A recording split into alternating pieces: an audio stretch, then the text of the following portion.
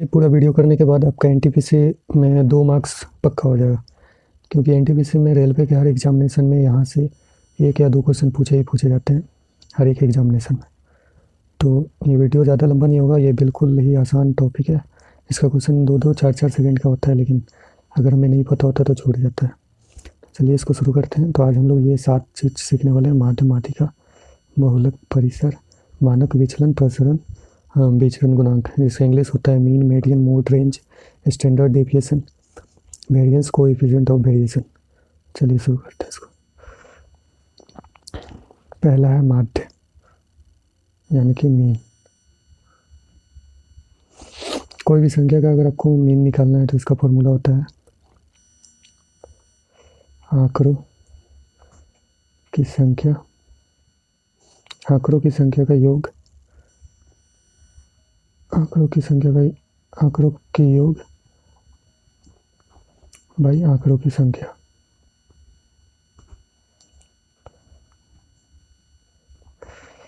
अगर मान लीजिए आपको कुछ दिया हुआ है क्वेश्चन की ये 2, 4, 6, 10, 12, 14, इसका आपको मीन निकालना है यानी कि माध्य निकालना है। तो ये बिल्कुल एवरेज जैसा होता है, तो इस सबको ऐड कर देंगे। 2 + 4 + 6 + 10 + 12 + 14 डिवाइड बाई 1, 2, 3, 4, 5, 6। ये जो आएगा सो आंसर हो जाएगा 6, 6, 12, 12, 24, 10, 34, 34 से 10, 44 और 4, 48/6। तो 8 इसका आंसर हो जाएगा। तो ये हो गया आपका माध्य। बिल्कुल सिंपल था माध्य, जैसे एवरेज निकालते हैं वैसे माध्य निकल जाता है यानी कि मीन। चलते हैं मीडियन की ओर। मीडियन, इसको हिंदी में बोलते हैं माध्यक। किसी संख्या का अगर आपको माध्यक निकालना है, मान लीजिए कोई संख्या तो है 20, 12, 11, 9, 8, 13, 16 कुछ दिया हुआ है, इसका आपको माध्यक निकालना है। सबसे पहले इसको इंक्रीजिंग ऑर्डर में लिखना होगा, यानी कि बढ़ते क्रम में। उसको बोलते हैं आरोही क्रम हिंदी में, इंग्लिश में इंक्रीजिंग ऑर्डर। तो सबसे छोटा इसमें क्या है 8, 13, 16। सबसे छोटा इसमें तो 8 है, 8, फिर 9, 9 के बाद क्या है 11, फिर 12, फिर 13, फिर 16, फिर 20। 1, 2, 3, 4, 5, 6, 7, 1, 2, 3, 4, 5, 6, 7। अब इसमें से बीच का संख्या कौन है, 3 इधर से हटा दिए, 3 इधर से। 12 बीच का संख्या है, तो ये 12 जो हो जाएगा दिस 12 विल बी मीडियन।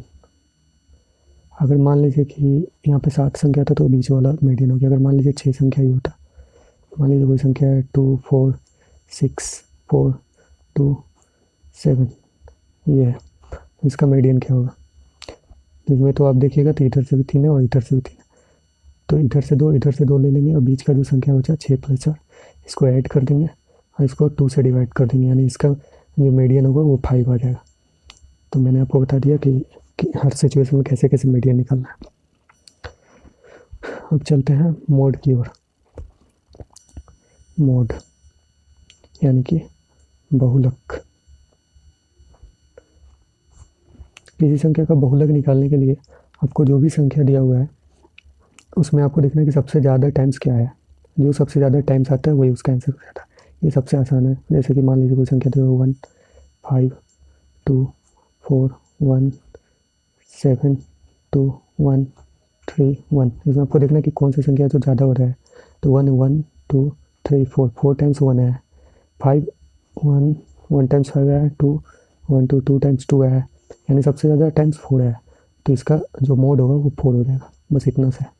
मैंने कहा नहीं, ये बिल्कुल ही आसान चीज़ है जो आपको फ्री में मार्क्स दिलाती है। ये समझिए बोनस है। अब चलते हैं अब परिसर की ओर यानी कि रेंज की ओर। रेंज, इसको इंग्लिश हिंदी में बोलते हैं परिसर। परिसर क्या होता है, किसी संख्या का परिसर निकालने के लिए आपको जो भी संख्या दिया होगा उसमें से सबसे बड़ी संख्या में से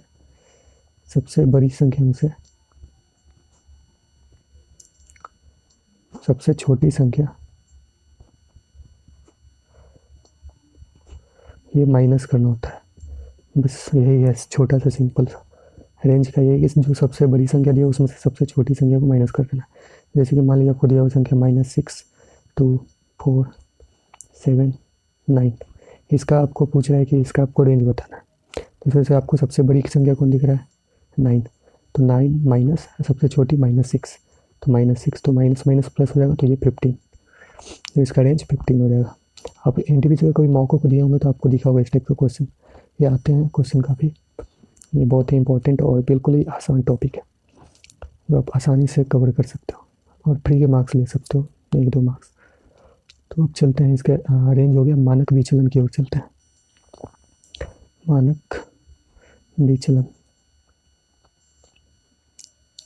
मानक विचलन इसको इंग्लिश में बोलते हैं स्टैंडर्ड डेविएशन। ये क्या होता है? तो किसी संख्या का अगर आपको मानक डेविएशन निकालना है, मान लीजिए इसका एग्जांपल लेके हमको समझाना होगा। ये थोड़ा सा अभी तक में यही थोड़ा कुछ लॉजिकल है, बाकी सब तो बिल्कुल ही सिंपल आसान है।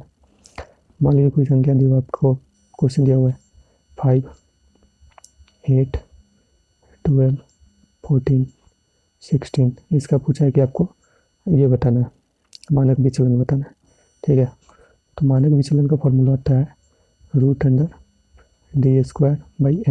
ठीक है, ये d² का टोटल सम होता है।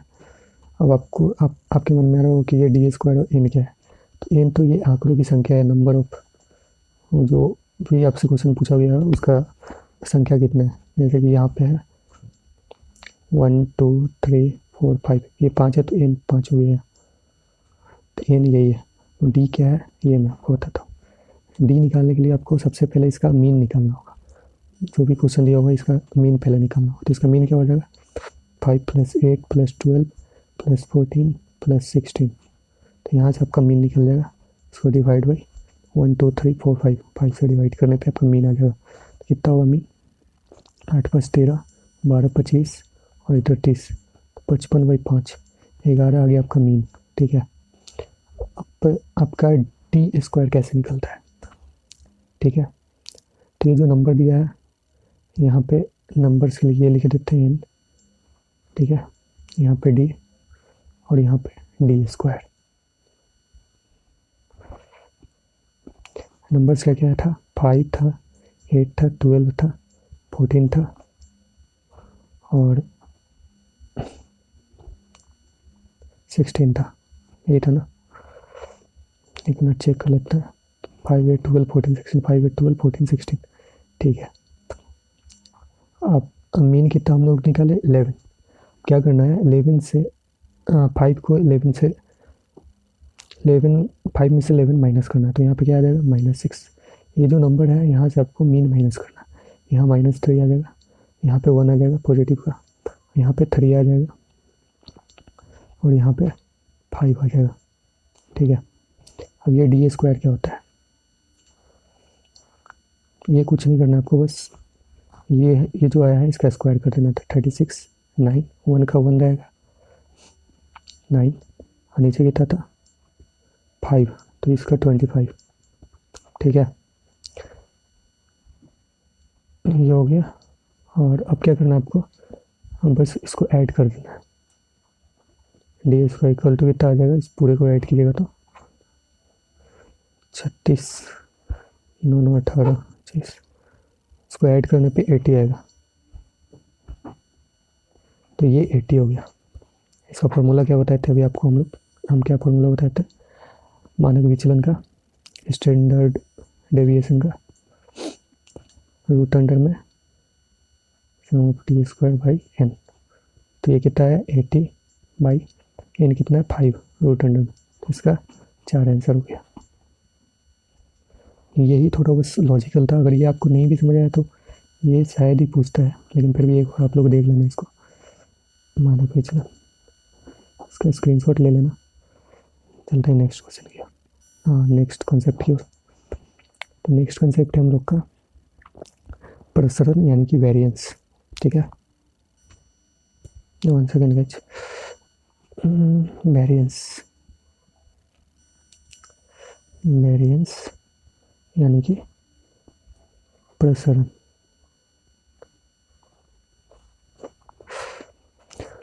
इसका कुछ नहीं होता, ये बिल्कुल आसान होता है। जो अभी हम लोग स्टैंडर्ड डेविएशन निकाले बस उसी का स्क्वायर।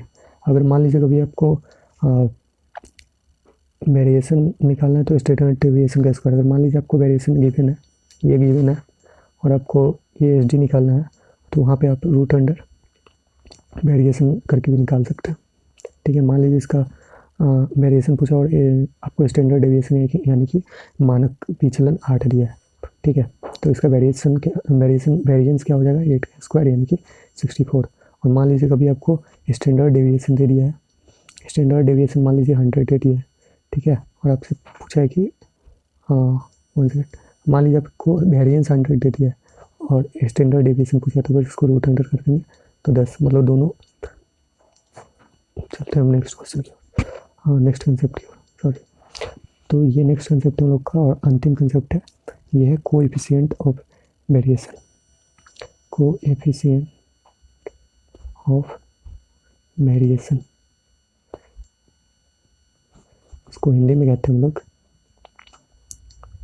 विचरण गुणांक। तो ये लास्ट है, इसको समझ लेते हैं कि क्या होता है। ये जो अभी हम लोग एस डी निकाले थे, मानक विचलन, इसलिए मैंने आपको पहले मानक विचलन बता दिया ताकि आपको ये समझ आए। डिवाइड बाई माध्य इंटू 100, तो ये होता है कोएफिशिएंट वेरिएशन का फॉर्मूला। ठीक है, मान लीजिए आपको दे दिया एस टी दिया 10, माध्य आप निकाल लिए 5, तो इसका कोएफिशिएंट वेरिएशन क्या हो जाएगा 10/5 इंटू 100, तो 100 इसका आंसर आ जाएगा। तो आज के लिए इतना ही था, चलिए गाइस, थैंक यू।